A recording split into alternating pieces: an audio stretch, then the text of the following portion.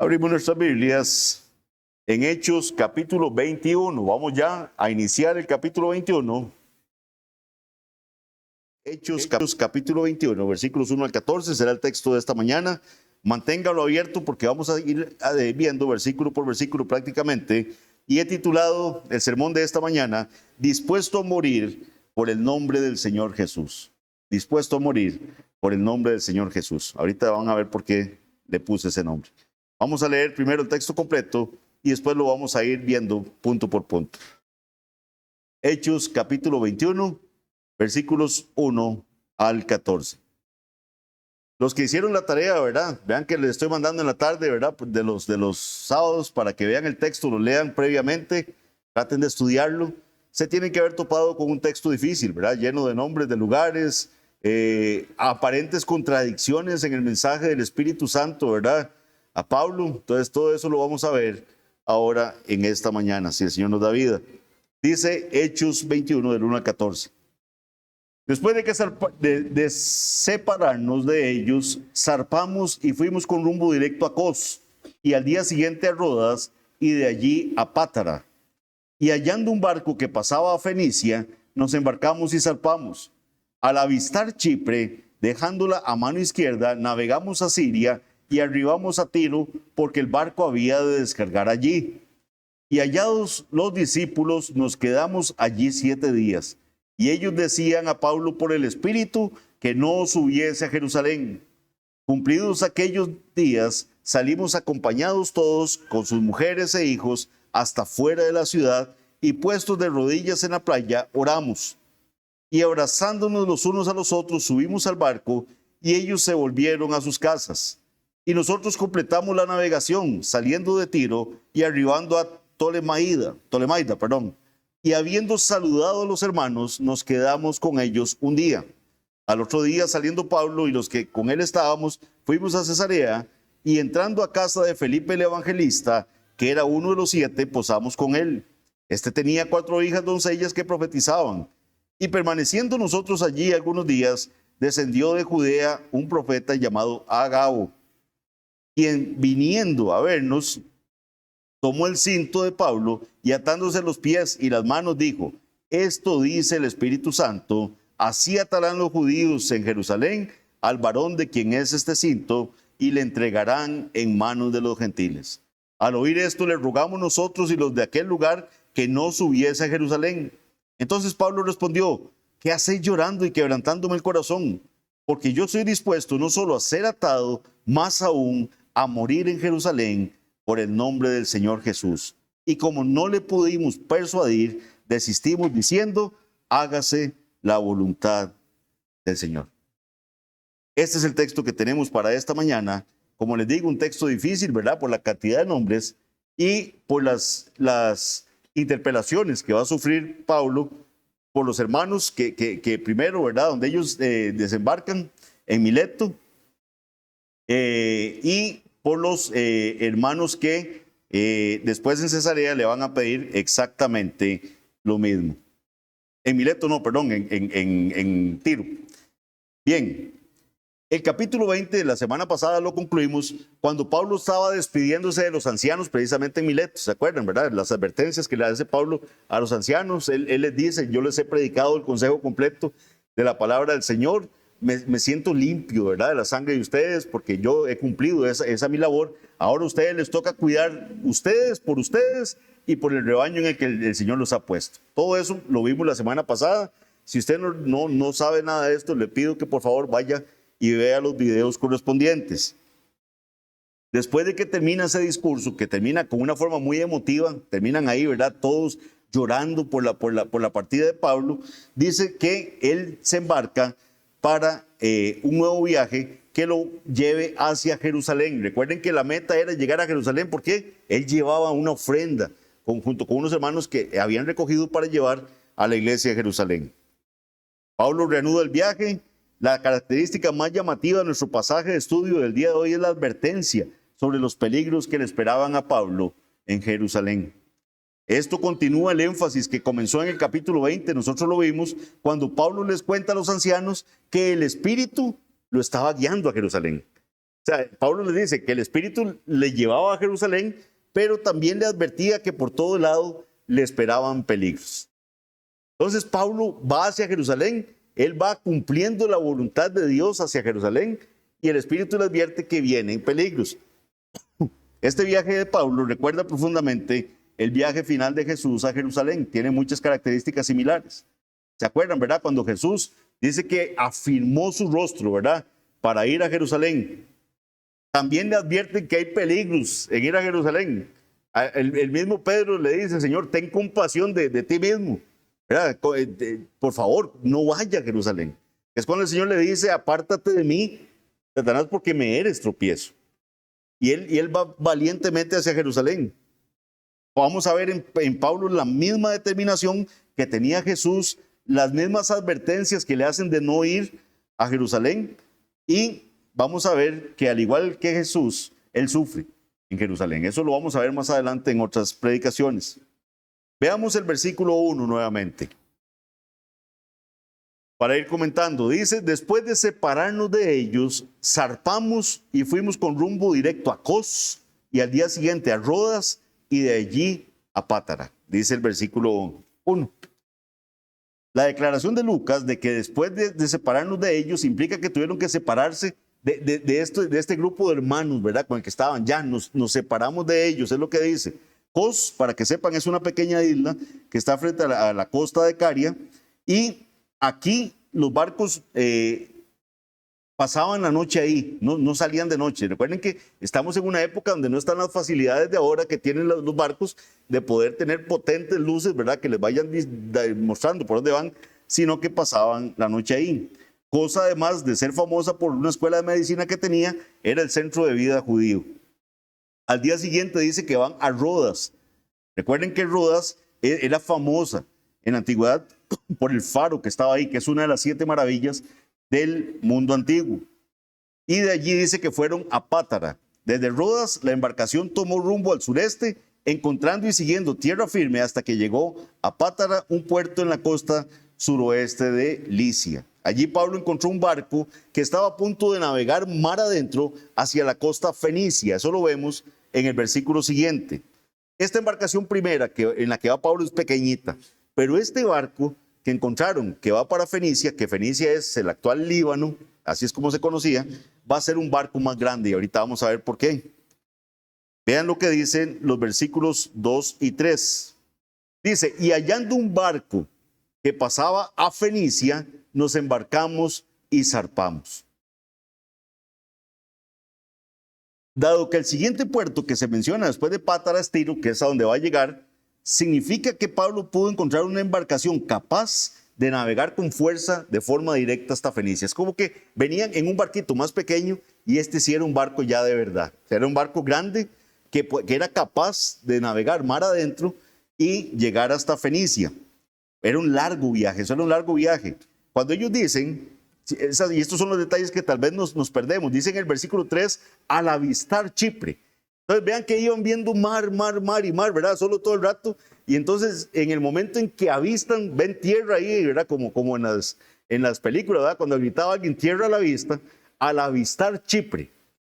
Después de estar viendo mar por un buen rato, ven tierra y lo que están viendo es Chipre. Dice, dejándola a mano izquierda, navegamos a Siria y arribamos a Tiro porque el barco había de descargar allí. Era un barco de carga. Era un barco grande que llevaba mercancías. Pablo logra montarse en un barco como ese y eso le permite ahorrar camino y llegar más rápido hasta Tiro. Vean que esta embarcación tiene que descargar y en ese proceso de descarga, como vamos a ver en el versículo siguiente, tarda unos 7 días descargando toda la mercancía que tenía. También estamos en una época, ¿verdad?, en las que no hay grúas, ¿verdad? No hay montacargas, no hay nada. Todo eso tenía que hacerse manualmente. Esto nada más para que nos vayamos ubicando en el escenario. Hay veces pasamos por alto todo esto. Voy a decir, no leamos los versículos 1 y 2 porque es mucho nombre y barcos y islas y todo eso. No leamos eso.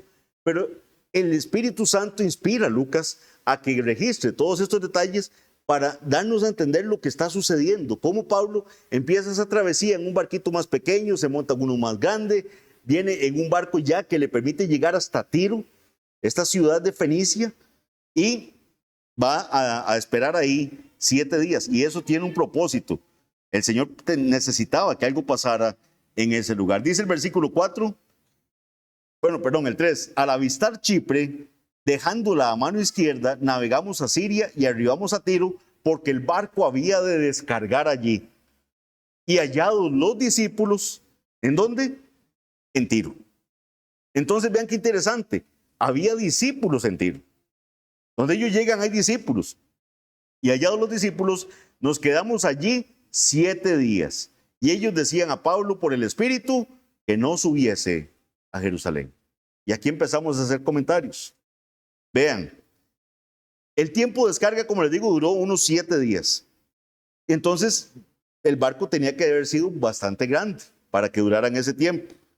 Tiro se encontraba al lado sur de la isla sobre la que se construyó la ciudad. La antigua gloria de Tiro había disminuido para ese momento, pero seguía siendo un importante centro de comercio e industria. Dice que hallaron los discípulos y se quedaron 7 días. O sea, había una iglesia cristiana ahí en Tiro. Había una iglesia cristiana. ¿Y cómo se estableció esta iglesia? ¿De dónde surge? ¿Cómo cuando llegan a Tiro se encuentran ahí que hay creyentes? Y entonces lo que nos dice es que esto probablemente se da por lo que estudiamos en Hechos 11:19. ¿Recuerdan cuando estudiamos Hechos 11:19? Se había dado la muerte de Esteban y ¿qué sucede? Hay una persecución de la iglesia. Se dispersa la iglesia de Jerusalén, los cristianos huyen a diferentes lugares y nos dice esto lo siguiente en Hechos 11:19. Ahora bien, los que habían sido esparcidos a causa de la persecución que hubo con motivo de Esteban, pasaron hasta Fenicia. Ven, ahí está. Ahí está esos creyentes que huyeron y se hizo una iglesia ahí en Fenicia. Ahí está cómo Dios permitió que algo como tan terrible como la muerte de Esteban fuera un disparador para que el evangelio se fuera para diferentes partes del mundo. Entonces dice, pasaron hasta Fenicia, Chipre y Antioquía. Recuerden que lo que pasó en Antioquía fue distinto. Todos ellos, aquí lo dice el versículo, no hablando a nadie de la palabra, sino solo a los judíos. Entonces recuerden que ellos iban solo predicándole a judíos. En Antioquía pasó un fenómeno distinto. Empezaron a hablarle a los gentiles. Y en Antioquía tenemos la primera iglesia que se funda con gentiles. Pero eso ya es historia que dejamos atrás. Y espero que la recordemos, ¿verdad? Que no sea clase dada, clase olvidada, ¿verdad?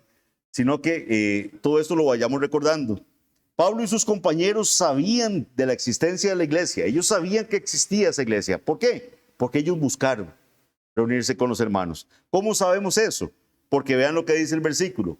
Y hallados los discípulos, dice el versículo 4. La palabra hallar, que se encuentra ahí, solo se encuentra en 2 lugares en la Biblia. Este es un dato bien interesante. Solo se encuentra en este pasaje y en Lucas 2:16. Y significa hallar algo que estoy buscando. Es cuando usted encuentra algo que está buscando. No es como que usted va caminando y dice, ay, mira que va a ser alguna iglesia aquí. No pasó así. Ellos estaban buscando la iglesia. Dice, y hallados los discípulos. En Lucas 2:16, por ejemplo, cuando se usa esa palabra, es en el contexto de los pastores, cuando reciben el anuncio del nacimiento del Señor Jesús. Y en Lucas 2:16 dice, vinieron pues apresuradamente y hallaron a María y a José y al niño acostado en el pesebre. Cuando ellos reciben la anunciación del nacimiento de Cristo, se ponen a buscar cómo llegar a donde está Cristo y lo encuentran. Entonces, ese hallar es en ese contexto que se usa. Entonces, Pablo y los que venían con él estaban buscando a los hermanos. Sabían que había una iglesia ahí, ya habían tenido noticia de que había una iglesia ahí, los estaban buscando y los encontraron. Vean qué lindo. ¿Y qué pasa cuando los encuentran? Los hermanos vienen y muestran hospitalidad con Pablo y con ellos. Versículo 4, y hallados los discípulos, nos quedamos allí 7 días. Vean que no habían tenido interacción y los reciben y los hospedan 7 días. Se queda con ellos 7 días. Solo en Cristo puede pasar eso. Solo en Cristo puede darse ese tipo de amor. Mientras estaba con ellos, llega una advertencia a los hermanos tirios. Tirios es el gentilicio de la gente de Tiro, ¿verdad? Esto les digo porque cuando lean Nehemías van a encontrarse que llegaron unos tirios ¿verdad? Entonces la gente dice, qué raro, ¿qué serán unos tirios? Es la gente que vivía en Tiro. Entonces, estos hermanos tirios vienen y le advierten a Pablo que no vaya a Jerusalén. No, por favor, y esto dice el versículo, y aquí entra una polémica, dice, y hallados los discípulos, nos quedamos allí 7 días, y ellos decían a Pablo, por el Espíritu, que no subiese a Jerusalén. Entonces aquí vienen muchos detractores de la palabra del Señor. Y dicen, pero ¿cómo? En el 20, Pablo dice que va hacia Jerusalén por el Espíritu. O sea, el Espíritu le dice que vaya a Jerusalén y le da testimonio de que le esperan prisiones y que le esperan maltratos, ¿verdad? En todo el trayecto. Y aquí vienen estos hermanos tirios y le dicen a Pablo que no suba a Jerusalén y dice que se lo dicen por el Espíritu. Esto no ha sido sencillo, mis hermanos. Ha habido diversas opiniones en cuanto a lo que pasa aquí. Desde que Pablo pecó, ¿verdad? Hay gente que dice, no, es que Pablo pecó porque aquí el Espíritu le advirtió y entonces él no debió haber seguido a Jerusalén. Hasta explicaciones que tienen mucho más sentido tomando los pasajes de forma completa. Esto va a ser similar al incidente que vamos a ver dentro de un momentito, que se va a dar en Cesarea, cuando llega y vean a Felipe, a las hijas de Felipe y los hermanos que están ahí, pasa algo similar con Agabo. Y recordemos que en Hechos 20, del 22 al 23, Pablo había dicho lo siguiente, ahora he aquí, ligado yo en espíritu, ven, ligado yo en espíritu, voy a Jerusalén, sin saber lo que allá me ha de acontecer, salvo que el Espíritu Santo por todas las ciudades me da testimonio diciendo que me esperan prisiones y tribulaciones. Voy para Jerusalén ligado en espíritu y no sé qué va a pasar. Nada más que por cada ciudad el Espíritu Santo me da testimonio de que me esperan prisiones y me esperan tribulaciones. Aquí viene otro tema polémico, el don de la profecía. Vean que ellos les están diciendo por el Espíritu que no vayan. Vamos a ver más adelante, las hijas de Felipe se dice que son profetizas y se nos habla de un profeta Agabo. Entonces, ¿verdad? Hay gente que en nuestros círculos cesacionistas prefiere como evadir, ¿verdad? Estos pasajes y no hablar de ellos ni tocarlos mucho porque no nos conviene, no. Todo lo que esté en la palabra del Señor tenemos que hablarlo. Tal cual está en la palabra del Señor, sin ponerle adornos y sin nosotros tratar de retorcer el texto para que diga lo que nosotros queremos que diga.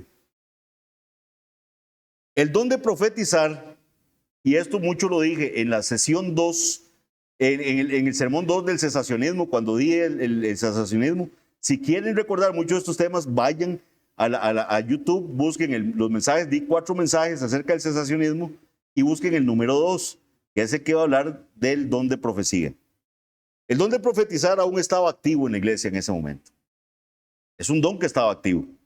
Y a algunos de los creyentes que tenían el don, les mostró el Espíritu los peligros que le esperaban a Pablo en Jerusalén. Y vieron esto como una razón de instarlo a regresar. Mientras Pablo lo entiende como la manera en que Dios lo prepara para lo que él esperaba. Y me parece que esta es la forma más sensata de entender lo que está pasando. El Espíritu Santo ciertamente, vean que Pablo mismo va por el Espíritu. Él dice, yo no sé qué es lo que me espera. Pero por el Espíritu Santo también me ha dicho que me esperan prisiones y tribulaciones. Eso es lo que el Espíritu Santo revelaba a la gente. A Pablo le esperan tribulaciones y prisiones. ¿Cómo interpreto yo eso que el Espíritu Santo me está revelando? Es ahí donde está el problema. ¿Cómo reacciono ante eso que el Espíritu Santo me está dando? La reacción de Pablo ante la revelación del Espíritu es, no importa, yo sigo.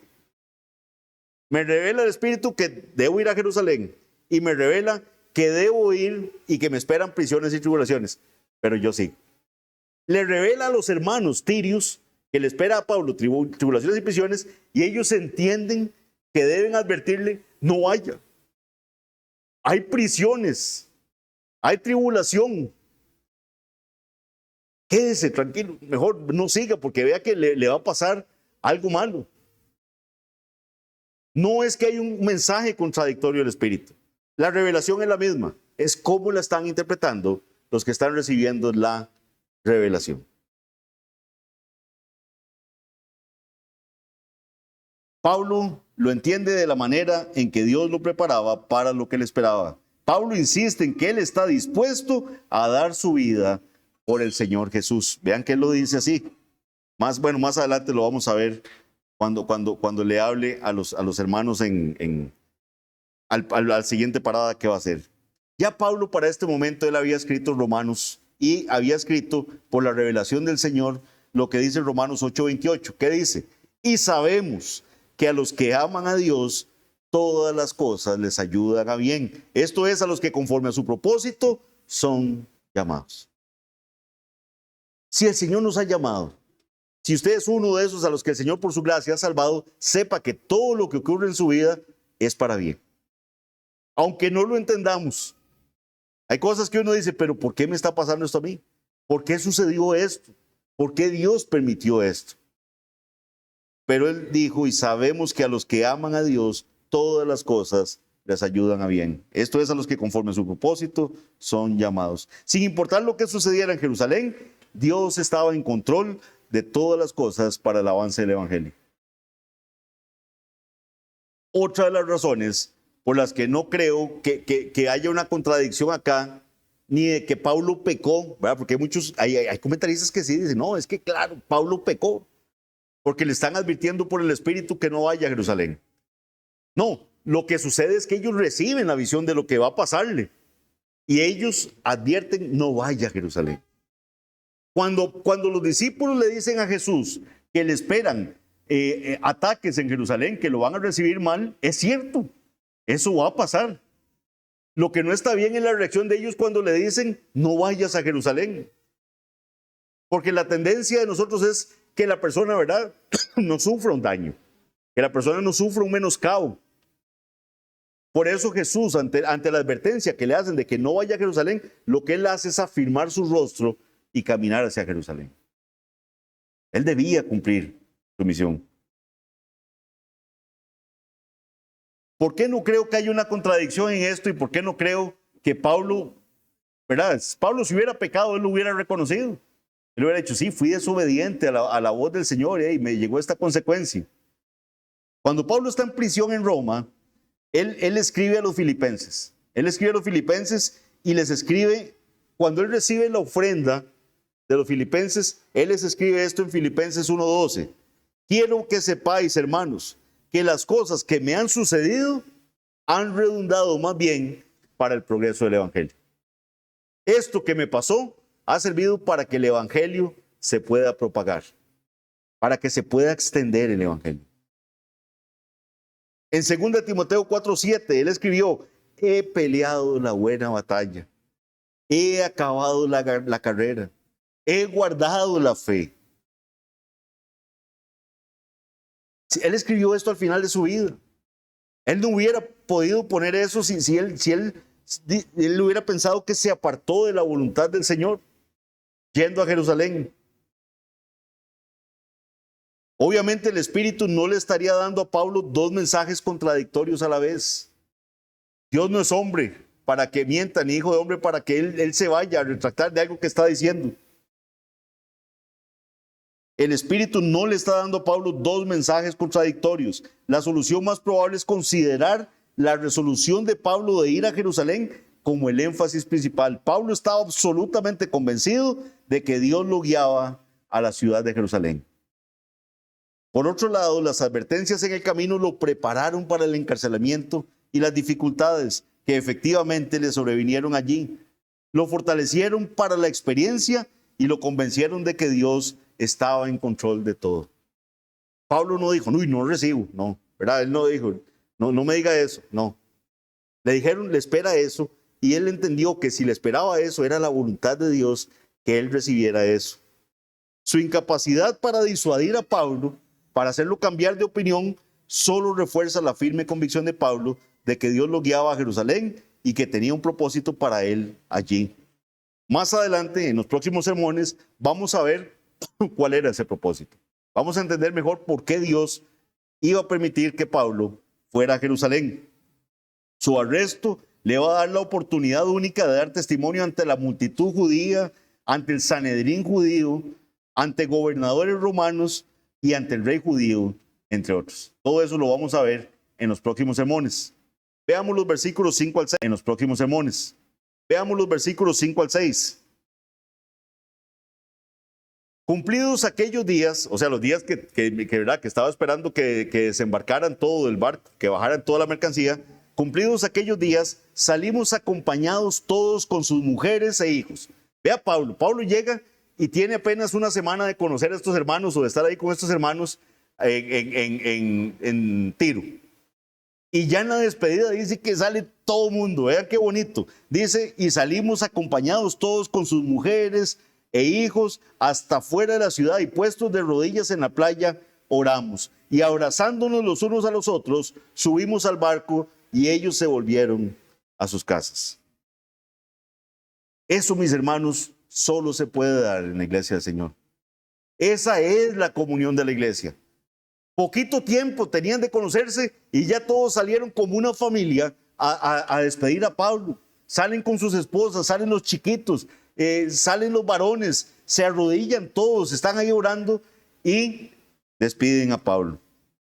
Pablo no era conocido personalmente por muchos ahí en Tiro y sus compañeros eran totalmente desconocidos para ellos, pero salen y los despiden de esa forma. Al final de la semana ya habían creado lazos de amor cristiano y los creyentes sentían como si se conocieran de años. Mis hermanos, si usted no ha experimentado eso, examínese. Cuando usted entra a esta iglesia, usted tiene que sentir que está viendo a su familia, que le hizo falta toda la semana haberlo visto. Vean, mis hermanos, cuando me ha tocado por la providencia de Dios salir fuera del país, ¿verdad? Por temas de trabajo, cuando me han recibido en otra iglesia, es como si me conocieran de toda la vida. Y cantamos juntos en la iglesia y estamos orando y al final nos despedimos, otros se sacan fotos y todo, y es aquello tan bonito. Los hermanos diáconos no me dejan mentir, nosotros chateamos con hermanos de Centroamérica, hay un hermano diácono que está haciendo un chat de diáconos de todas las iglesias de la región y todo. Y muchos ni siquiera se han visto personalmente.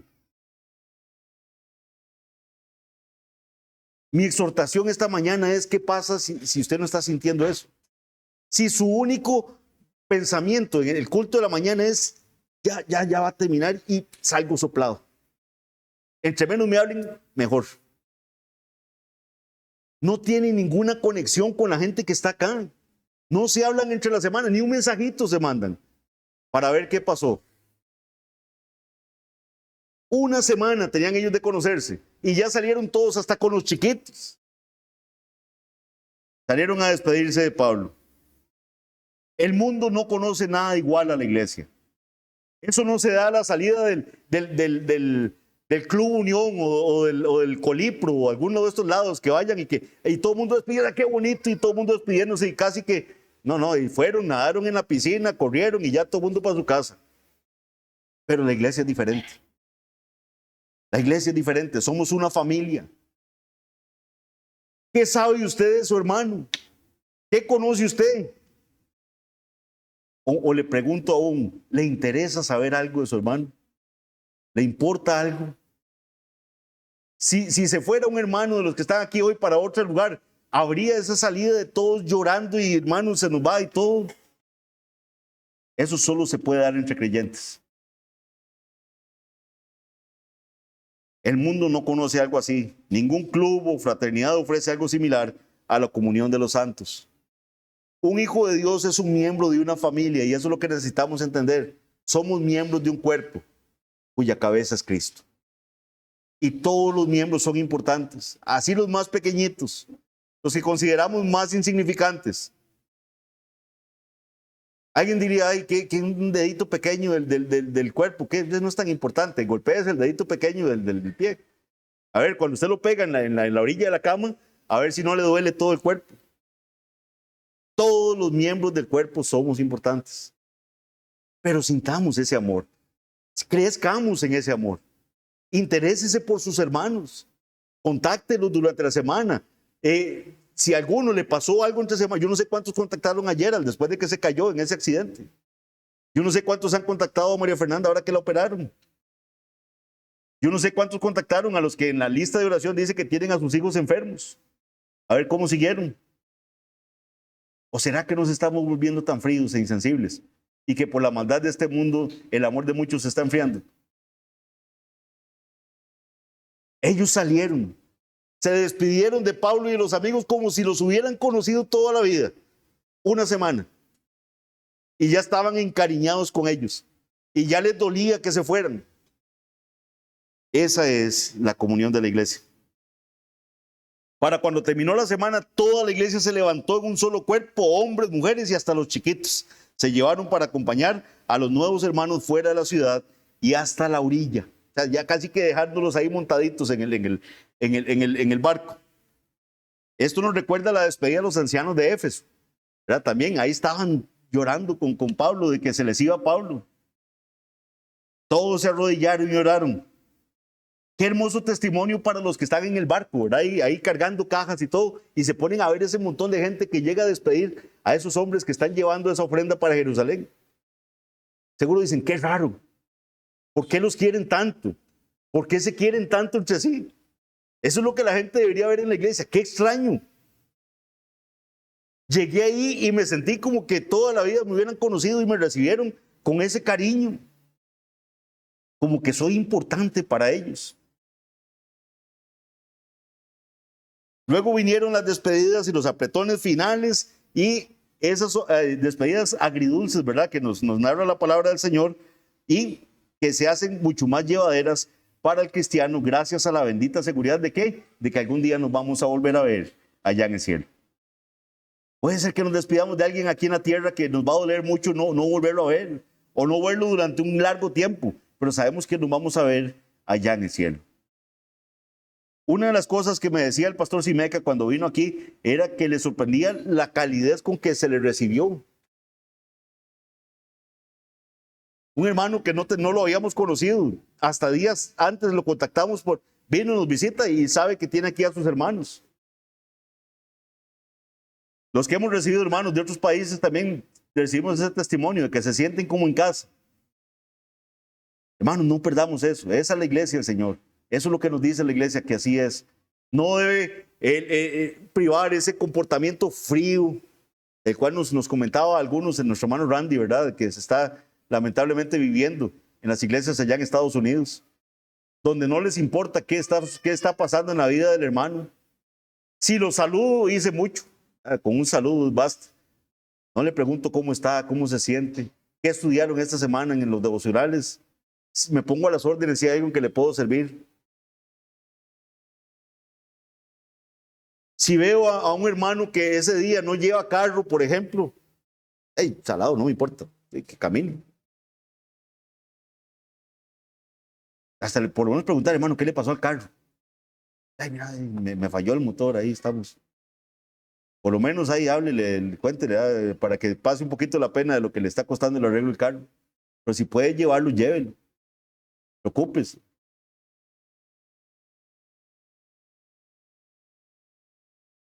Algún día nos vamos a ver allá en el cielo y eso es el consuelo que le da al creyente cuando se despide de otro creyente que no va a ver por mucho tiempo.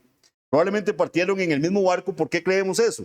Sí, porque no se hubieran esperado 7 días. En el barco que llegaron estaba descargando. Nos dice Lucas que el barco tenía que llegar a descargar y hasta 7 días después se van, que es cuando termina el barco de descargar. Yo espero que estén viendo todo este montón de elementos que tal vez en la lectura de ayer no los vieron tan claros y que son importantes porque el Señor los deja ahí. Versículo 7. Versículo 6 para darle contexto al 7. Y abrazándonos los unos a los otros, subimos al barco y ellos se volvieron a sus casas. Y nosotros completamos la navegación saliendo de Tiro y arribando a Tolemaida. Esta iglesia de Tolemaida se fundó probablemente en la misma época de la iglesia de Tiro. Ya tiene que haber sido contemporánea. Tolemaida estaba situada en la costa mediterránea y toda la ciudad estaba rodeada por una triple muralla. Es interesante que esta ciudad pertenecía a la tribu de Aser. Y en el Antiguo Testamento se le conoce como la ciudad de Aco. Aco, eso está en Jueces 1:31. Pero se le llamó Tolemaida por honor a los Ptolomeos, ¿verdad? Entonces ellos la pusieron bonita, digamos, la embellecieron, entonces le pusieron Tolemaida. Habiendo saludado a los hermanos, nos dice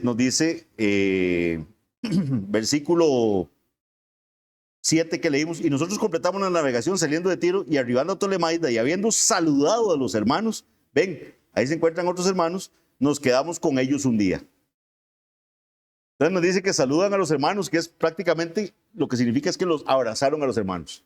Eso es lo que significa. Nuevamente, hermanos que están ahí, se bajan y solo por el hecho de que somos hermanos, ahí nos estamos abrazando. Sin duda, Pablo ya había visitado a estos cristianos ya anteriormente. ¿Por qué creemos eso? Porque ese recorrido que está haciendo Pablo por Tolemaida se menciona en el capítulo 11, en el capítulo 12 y en el capítulo 15. Entonces ahora van a pasar un día con esos hermanos de la iglesia en Tolemaida. Yo no sé, de verdad, los que han tenido la oportunidad de visitar diferentes iglesias, en el caso nuestro, las bautistas reformadas, entienden lo que está pasando acá. Uno llega, por ejemplo, cuando visita San José, están los hermanos allá, entonces yo voy a César y abrazo a César porque tengo tiempo de no verlo, y cuando llego allá a Miramar, entonces ahí está Josué y lo abrazo también porque tengo un montón de tiempo de no verlo, y me voy a Liberia, está Adrián y abrazo a Adrián y a todos los que están ahí, y en Orotinas, los hermanos de Orotinas, o sea, y no los vemos normalmente. Lagos, ahí sí nos va todo el rato a abrazar a todos los hermanos de Lagos que los amamos muchísimo también. Pero es linda eso de poder llegar a un lugar, buscar la iglesia y estar en comunión con los hermanos. Pablo aprovecha el máximo tiempo para visitar cristianos de la ciudad. Nunca desaprovechó la oportunidad de reunirse con hermanos en Cristo. Siempre que él veía un lugar, ¿dónde están mis hermanos aquí? ¿Dónde están mis hermanos para poder reunirme aunque sea un ratito con ellos? ¿Para qué? Para animarlos, para exhortarlos con la palabra del Señor, para mantenerlos informados de lo que está pasando en el mundo. No había mensajitos, ¿verdad? No hay forma de estarse llamando por teléfono. Mira qué bonita la obra que el Señor está haciendo aquí en Éfeso. No. O sea, entonces él llegaba y podía contarle a los hermanos lo que el Señor estaba haciendo, y eso iba a ser de gran ánimo para los hermanos. Versículo 8. Ya vamos terminando. Al otro día, saliendo Pablo y los que con él estábamos, fuimos a Cesarea. Ya ese es otro lugar. Fuimos a Cesarea y entrando en casa de Felipe el evangelista, que era uno de los 7, posamos con él. Entonces ahora llegan a Cesarea y buscan a Felipe. ¿Cuál Felipe? Uno de los 7. ¿De los 7 qué? Los 7 diáconos. ¿Se acuerdan? Cuando fueron nombrados los 7 diáconos, dentro de los cuales estaba Esteban, al cual le dieron muerte, ¿verdad? Por lapidación, lo agarraron a pedradas. Felipe era uno de ellos, de estos 7 diáconos.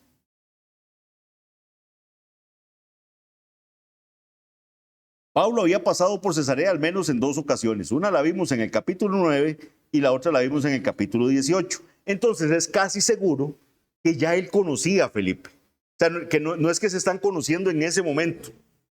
Porque la gente dice, ay, qué raro, ¿verdad? ¿Cómo busca a Felipe? Seguro Felipe supo que llegaba Saulo y todo, que fue el que mató a Esteban, porque ante él pusieron las ropas de los que estaban apedreando a Esteban. Entonces ya Pablo y Felipe ya tenían que haber tenido interacción. Se queda con él varios días. La última vez que nosotros supimos de Felipe en estos estudios que estamos llevando a cabo en el libro de los Hechos fue en el capítulo 8. Imagínense. Ya vamos por el 21. La última vez fue en el capítulo 8 y eso fue en el contexto de cuando Felipe está evangelizando al eunuco, ¿verdad? Al funcionario de Candace. ¿Se acuerdan? Entonces, en el capítulo 8, versículo 40, dice lo siguiente. Cuando subieron del agua, ¿qué está pasando ahí? Felipe está bautizando al eunuco que venía leyendo el libro de Isaías. Entonces lo venía leyendo en voz alta. Felipe escucha lo que está leyendo, le pregunta, ¿usted está entendiendo lo que está leyendo? Y el Señor usa eso para evangelizar al eunuco. Cuando subieron del agua, el Espíritu Santo arrebató a Felipe y el eunuco no le vio más. Y siguió gozoso su camino. ¿Quién? El eunuco.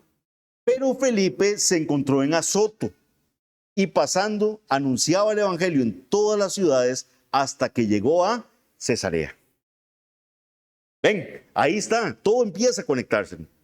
En el capítulo 8 nos dejó ahí picando, ¿verdad? De que Felipe estaba predicando el evangelio y había llegado a Cesarea. Ahora Pablo llega a Cesarea y busca estar con Felipe, que es el mismo Felipe que nos habla el capítulo 8.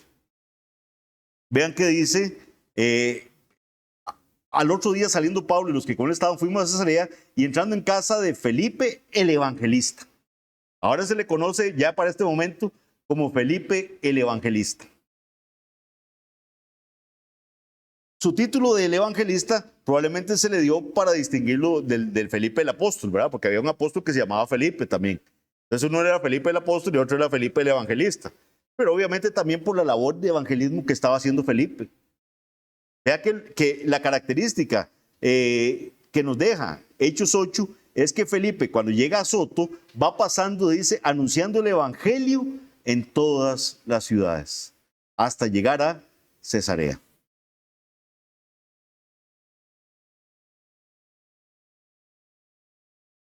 Vean lo que nos dice Hechos 8, 4 al 5.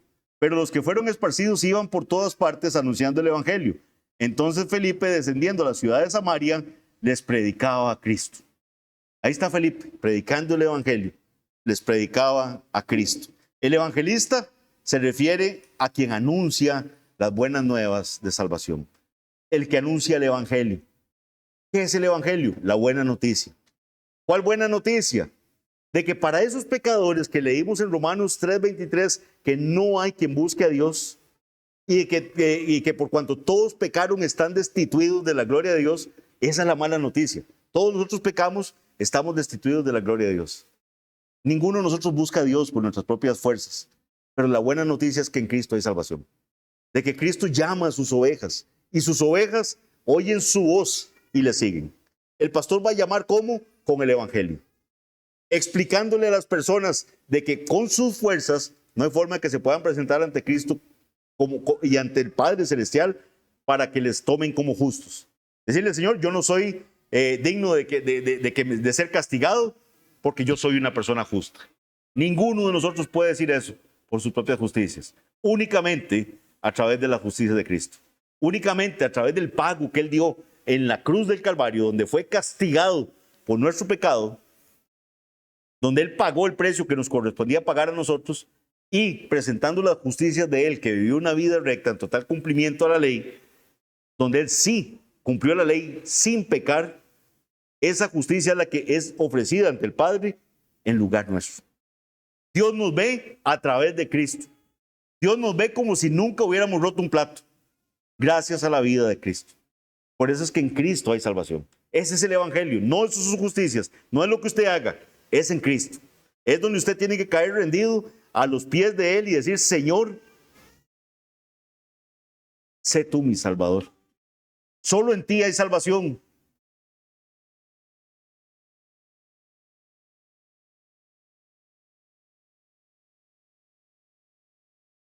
Este término evangelista aparece solo en otros dos lugares de la palabra del Señor. Uno es en Efesios 4:11, cuando dice, y Él mismo constituyó a unos apóstoles, a otros profetas, a otros evangelistas, ¿ve? A otros pastores y maestros. Y en 2 Timoteo 4:5, cuando dice, pero tú sé sobrio en todo, le dice Pablo a Timoteo, soporta las aflicciones, haz obra de evangelista. Le dice Pablo a Timoteo. No se puede saber si había un rango preciso de quienes sustentaban esta categoría de evangelistas en la iglesia primitiva. Sin embargo, es evidente que se usa para referirse a la labor de predicar el evangelio. Felipe estaba dedicado a la predicación del evangelio. Versículo 9.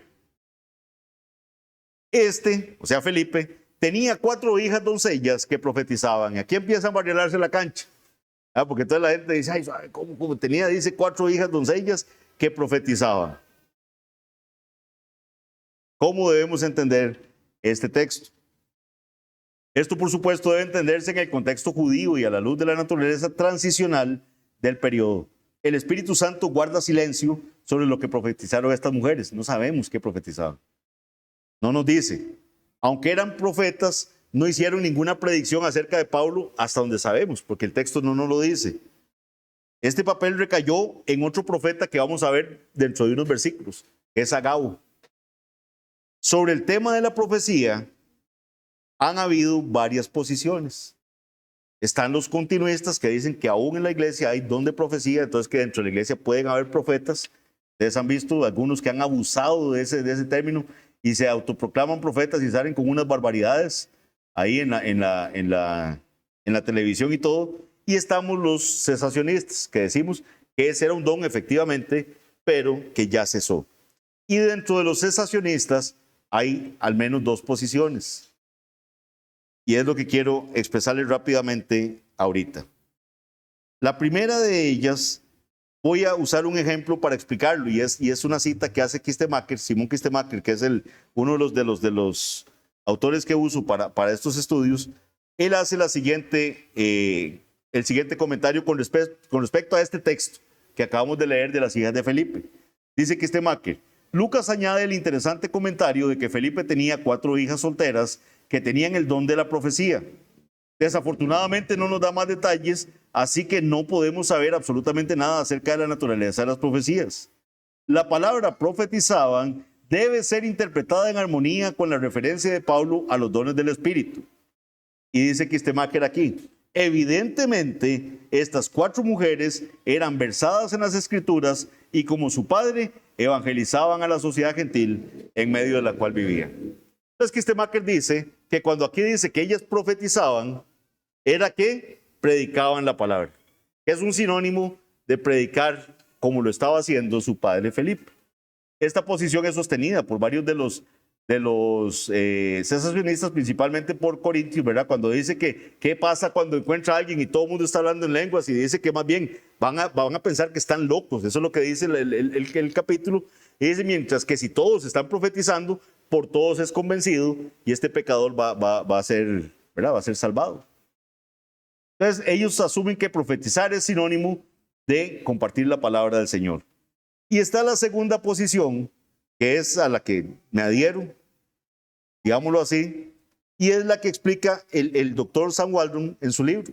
Continuará, que por cierto los invito para que lo lean, para que él explica lo siguiente: un estudio con datos bíblicos respecto a la profecía muestra cuán equivocada es la suposición de que la profecía del Nuevo Testamento es equivalente a lo que se llama más propiamente predicación ungida por el Espíritu.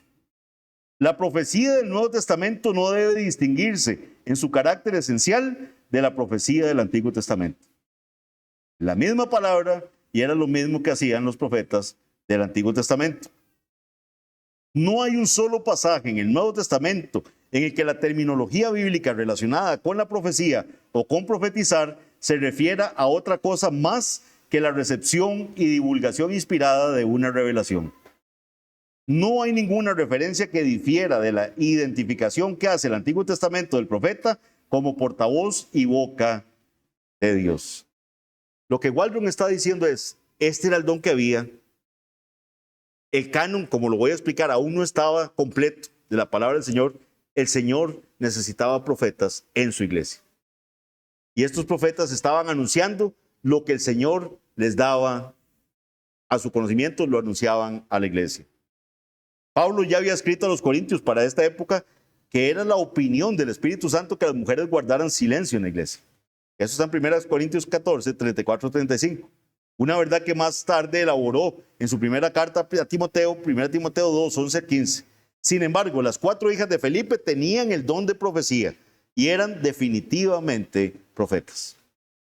El Nuevo Testamento aún no se había escrito, por lo tanto el don de profecía era necesario para la iglesia primitiva. Si quieren ver más sobre esto, yo expliqué este tema cuando expuse el cesacionismo. Vean el video número 2 del cesacionismo, ahí hablo sobre este tema. Entonces, no tratemos de darle vueltas, no tratemos de torcer, simplemente no nos dice qué profetizaron. Ese no es el tema principal de este capítulo, pero no podemos rehuir a hablar de este versículo.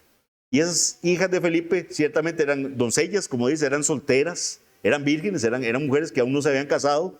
No se nos dice que fueran solteras por algo en especial, simplemente puede ser que fueran menores, o sea, eran bastante niñas y todavía no se habían casado, por eso eran doncellas y eran profetas, ¿ok? Ese don ya no está vigente.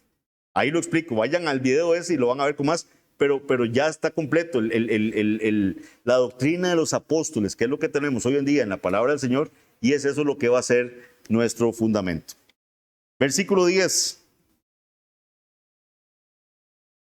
Y permaneciendo nosotros allí algunos días, descendió de Judea un profeta llamado Agabo. Viene otro profeta, Agabo. Ya lo habíamos visto en algún momento, recuerdan también, ¿verdad? Llevan ya varios días en Cesarea, Pablo, sus amigos, cuando llega Agabo y desciende de Judea.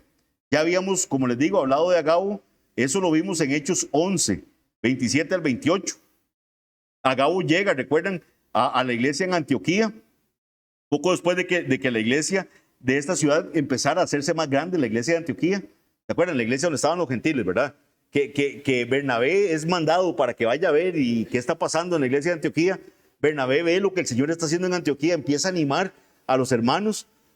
Llega Agabo y profetiza una gran hambruna que se va a dar. ¿Se acuerdan de eso? Espero que sí.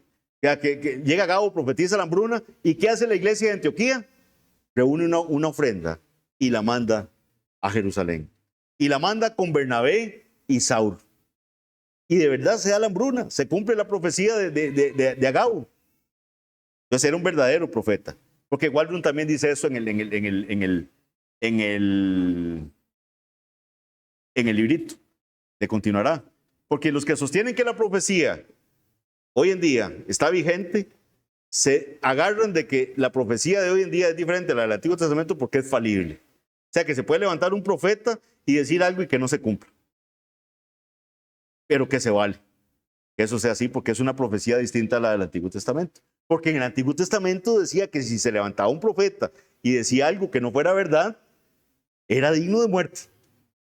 Había blasfemado.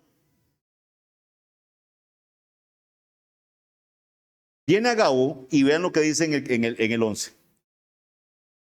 Desciende Agabo, ¿verdad? De Judea, y dice, quien viniendo a vernos, tomó el cinto de Pablo, o sea, la fajita que se amarraba aquí, el cinto de Pablo, lo toma, y dice, y atándose los pies y las manos, ¿verdad? Él se ata los pies y las manos de él, ¿verdad? Con el cinto de Pablo, él dice, esto dice el Espíritu Santo. Así atarán los judíos en Jerusalén al varón de quien es este cinto y le entregarán en manos de los gentiles. La profecía de Agabo es al varón que le pertenece este cinto. Y él está haciendo también una profecía gráfica. Él se ata las manos, se ata los pies con ese cinto y dice, al varón que le pertenezca a este cinto va a ser entregado por los judíos a los gentiles. Así lo van a atar y lo van a entregar a los gentiles.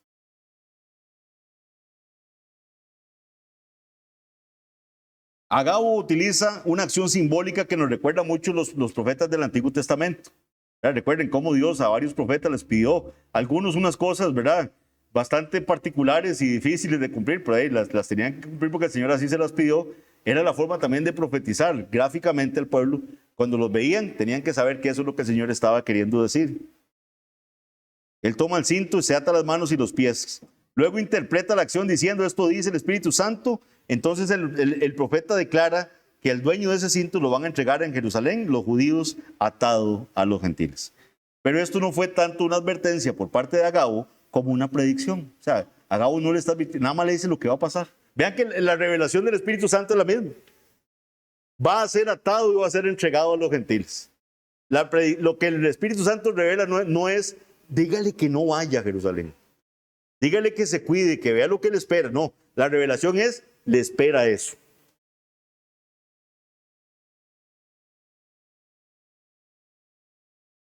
A diferencia de los cristianos de Tiro, Agabo no le insta a Pablo a no ir, nada más le dice la profecía. Él le dice lo que le espera. Como les digo, algunos continuistas necesitan justificar la falibilidad, o sea que la profecía actual puede fallar, y lo hacen con Agabo precisamente. Ellos dicen que Agabo se equivocó con su profecía.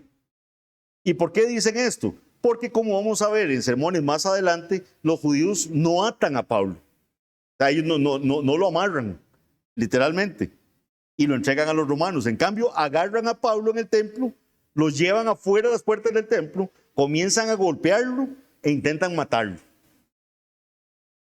El tribuno romano Claudio Lisias, vamos a ver eso más adelante, alertado de lo que está pasando, él envía sus tropas a romper el disturbio, rescata a Pablo de las manos de los judíos. Entonces los continuistas alegan que los judíos no entregaron a Pablo a los romanos. Entonces dicen que la profecía de Agabo falló.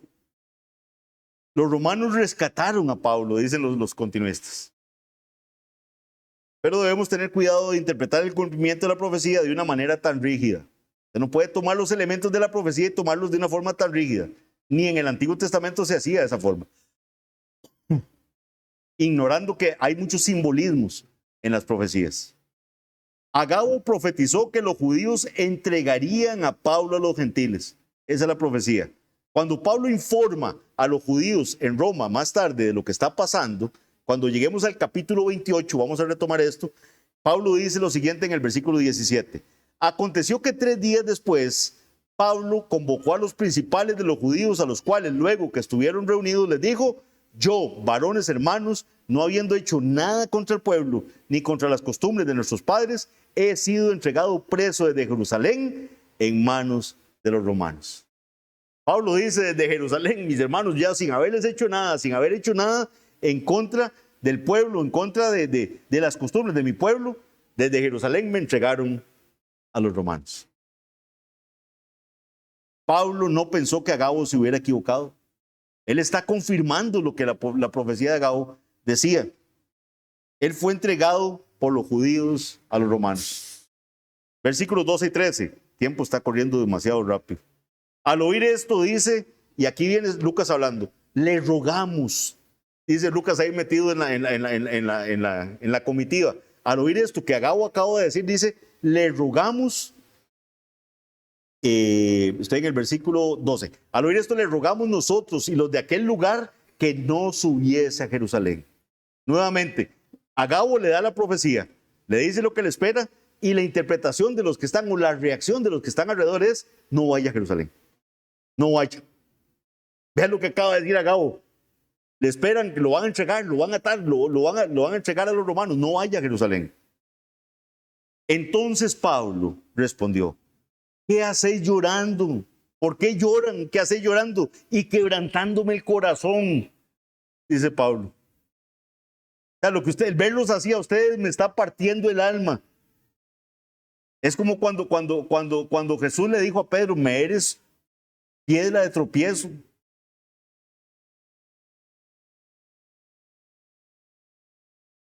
¿Qué hacéis llorando y quebrantándome el corazón? Porque yo estoy dispuesto no solo a ser atado, más aún a morir en Jerusalén por el nombre del Señor Jesús. Sépanlo, ya yo asumí. Si lo que me espera es ser atado, estoy dispuesto a ser atado. Y si tengo que morir por Cristo, voy a morir por Cristo. Es lo que les está diciendo Pablo.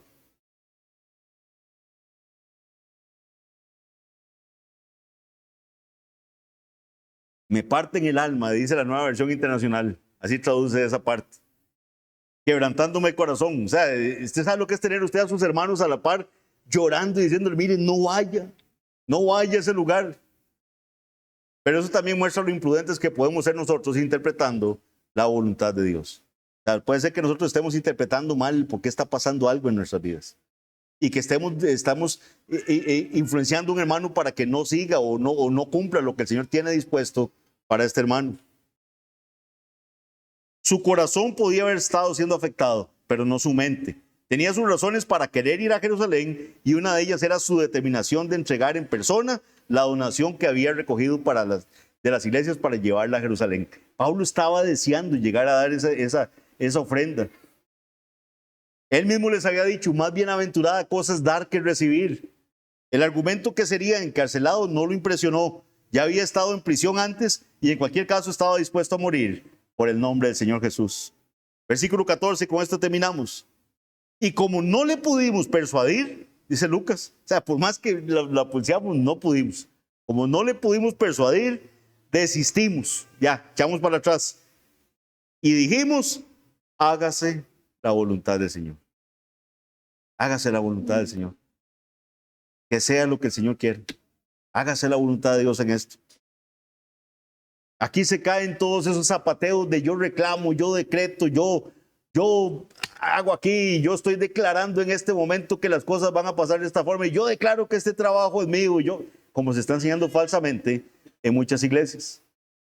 Muchas veces las circunstancias pueden presentársenos de diversas formas y no las sabemos interpretar.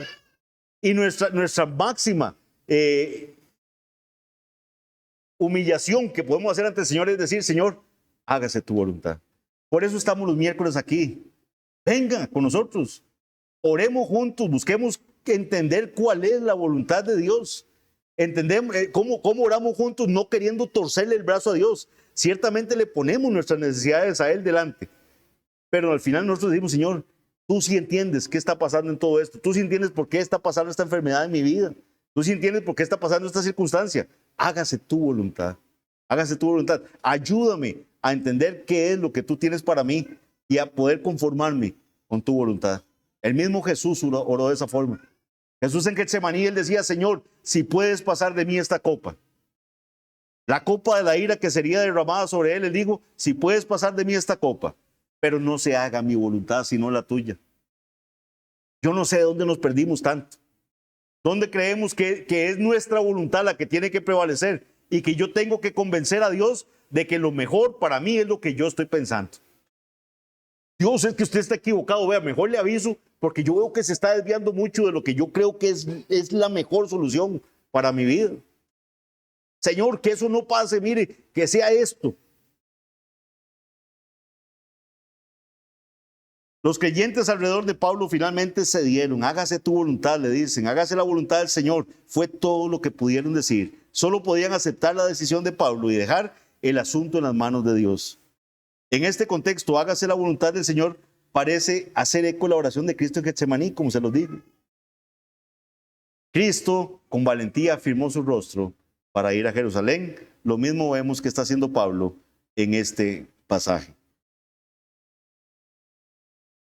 Hay dos cosas, ya con esto sí, y perdón, de verdad que hoy me pasé, pero hay dos cosas que quiero nada más mencionar como muy breves aplicaciones. Primero, para el cristiano, la muerte no es algo que debamos temer.